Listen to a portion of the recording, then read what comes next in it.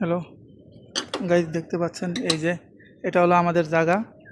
তারা করছে কি, এই দেখেন আমাদের 26 বছরের পুরানো ওয়াল, তারা 1 সেন্টিও ছাড়ে নাই, বরং আমাদের জায়গার মধ্যে বাঁশ ঠেলে দিয়ে করতেছে, গাঁথতেছে।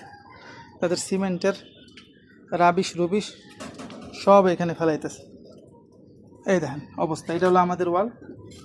এই যে আমাদের ওয়াল, তারা দেখেন 1 সেন্টিও ছাড়ে নাই। এই হলো তাদের অবস্থা। আমার দেখেন বাঁশ এই যে আমাদের জায়গার উপরে দিয়ে করতেছে। মানে আপনারা বলেন এদের কী করা উচিত। আর এই দেখেন এই দিকে জায়গা ছাড়ছে, এটা হলো পূর্ব পাশে জায়গা ছাড়ছে, আর এই দিকে তারা জায়গা ছাড়েনি।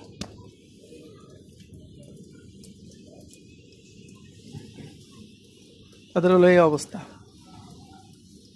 এখানে ইউনিয়ন পরিষদের কাছে জানাইছি, তারাও কিছু বলে, প্রশাসনের কাছে যান। তারা টাকা খাইলেও 1500 টাকা গেলেও তাদের আনতে পারে না। এগুলো তাদের অবস্থা।